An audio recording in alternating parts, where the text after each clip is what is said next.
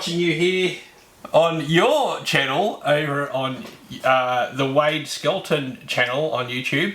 And hey mate, thanks very much for jumping out in front of the camera and I guess sharing some of this excitement or nervousness or whatever you want to call it. But wow, it is really cool to connect with a community like this. And I talk to Keith often. I used to talk to Glenn over at RC Legends on and off over the many years, but I know he started working at a job and he's pretty busy nowadays and he doesn't have the time for RC like he used to. And you know, COVID finished and we all went back into real life. And thank you, Wade, for jumping on and making this video, because I really wanted to do something publicly to thank you very much for committing yourself to help me out with these.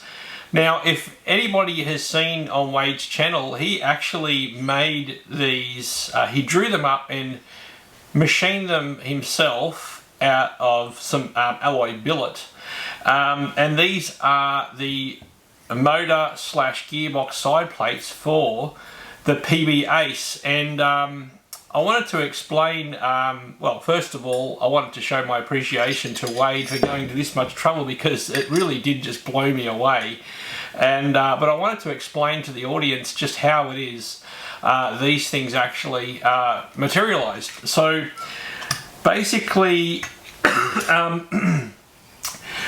I had sold, well, I was preparing to sell one of my PB Aces to Keith over on RC Icons. So for anyone who wants to go check out that video, I will put a link in the description at the end of the video, so the viewers can go check that out. But I sent Keith over some PB cars, and a absolute near mint PB Ace went over to Keith, and I really went top to bottom on that car. But I also have mine here. So this one, believe it or not, was the lesser of the two. So this was the lesser quality car of the two, yet it still presents as pretty much immaculate, really. So I polished up all the alloy, all the metal pieces, cleaned up everything, and I do like to sort of grade the cars and parts as I go through them. And yeah, Keith ended up with the very best one that I had, and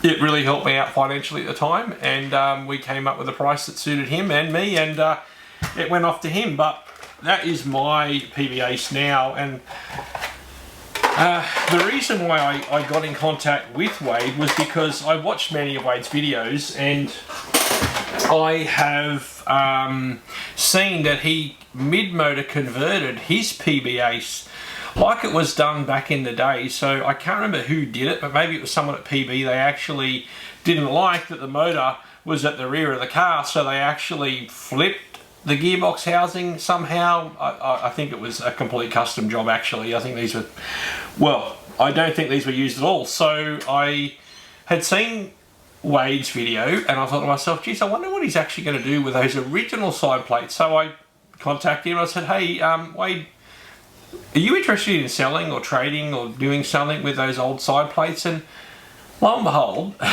Wade, it blows me away, he actually machined these things. So I'm going to provide a link in the description which will show you the lengths that he went to make these for me. And the reason why I did was because I've still got a whole bunch of parts here and another whole chassis here.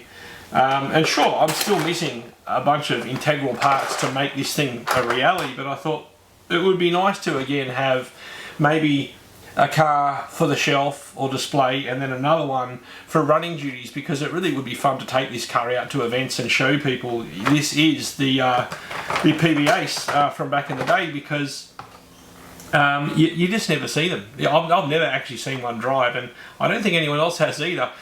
Maybe over in the UK, I think a couple of the guys over there have got some. But, you know, I thought to myself, well, that's another project to get going. So, not only that, and then I said, look, what are you going to do with that? Have you got a spare lay shaft, or have you got any spare parts? And he actually made me up the lay shaft pulley that actually, so this goes from the spur gear through the lay shaft into this pulley here, and that'll drive the belts that go into the rear ball diff. And it just blew me away. Wade never asked for anything for it either. The generosity sometimes in this community is just amazes me, because there are people who will rob you, and by that I mean you'll buy stuff off of them and they won't even send it, and then it's a PayPal dispute or whatever. And then you got people like Wade who are very selfless and you know, could make things like this for a guy he's never met. Sure, we know each other from YouTube land, but yeah, like, it just blows me away. So yeah, I mean, on your most recent video, you got your Maxima out, you got your Laser ZX out, and I thought, hey, get them on the table, and not to overshadow you or anything, but yeah, I have some enthusiasm for these cars. In fact, I do for 100 odd cars. Let's not play games here. Yeah, clearly, if anyone's seen any of my content on my channel, or they've followed my Facebook, you know, it's a passion. You know, what can I say? But another big thank you I have to say, and I hope the community gets to see this, is that Marwan is now making, I don't know how long he's been making them for, but Wade mentioned that the OT66 medium width front tyres are now available from Marwan in Kuwait. And that just really blows me away, because I've been using his OT66 rear tyres, or front tyres, for say the Turbo Optima or the Optima Mid and cars like that. These things have been very, very handy to have, and you can actually track these tyres. Now, they're not super soft, but they're pliable enough. You know, there's a little bit of give in them, so they actually do grip pretty good. And if you really want to go back to you know, that era, and you want to experience your car on the track with the old school tyres, there is now even more opportunities to do it. And geez, I'm so grateful. So I really wanted to jump on board and grab some more, well, grab some of these front tyres, because these are the originals. These are not remanufactured or anything else. They are brand new originals, and they are very, very short supply. Yeah, it's not easy getting a pair of these nowadays, oh yes, and of course they are mounted on the same rims that go onto this Kyosho Laser ZX. Now, I am running 2.2 inch Yokomo wheels with Yokomo to Kyosho adapters on mine, because the Laser ZX was at the 1989 IFMAR at St Ives, Sydney, Australia. And it wasn't uncommon for people to have been at that event, or maybe post that event, to have been putting 2.2 inch tyres and wheels on their buggies, because Yokomo was making a bunch of adapters, alloy adapters, that got them onto various cars, whether it be Associated, Losi, Kyosho, obviously Yokomo wheels to be mounted onto other manufacturers' cars, which is, it's just so damn cool. You know, when those pink wheels first came out, I think they were just some of the coolest things that ever happened to RC, you know. 2.2 inch to replace that. I mean, this was the tyre back then. Then Yokomo had come out with these 2.2 inch and the Hot Laps tyres, and they were low profile. Just fun memories, you know, from back then. And yeah, so what's this all about? Well, Wade, good on you, mate, for jumping in front of the camera. It's good to finally see what you look like, and for, I guess, the viewers to see what I look like, because a lot of the time I've got this halo light here, or ring light, with my phone mounted in it, looking downwards, and my hands are underneath that camera and the light, and I'm building cars and whatever. And it's, let me tell you, it's a very time-consuming process, editing-wise, not just filming but editing, because I do go through frame by frame by frame and try and cut out the rubbish, and you know, make a seamless, interesting video to watch. So, but it is so much easier to get in front of the camera if you've got the guts to do so. So to those who do it well, I do commend you, because it's not easy. It does take a bit of confidence to do this. And you know, I'm actually not talking to anyone else in this room. I'm just looking at you through the lens of my DSLR mounted up on a tripod, and I've got some lighting around so people can try and see what I look like without being in the dark. And I've also got some audio equipment, some Rode, I can't remember what they're called now, but I've got these little Rode devices with a lavalier that's actually hooked up above me here, and that's how the viewers are able to hear what I'm saying. Anyway, I am a tradesman. I don't work in TV or anything else. It's just a case of me collating some equipment over a period of time, and I'm still learning about it. So, you know, if people have got suggestions, put them in the comments.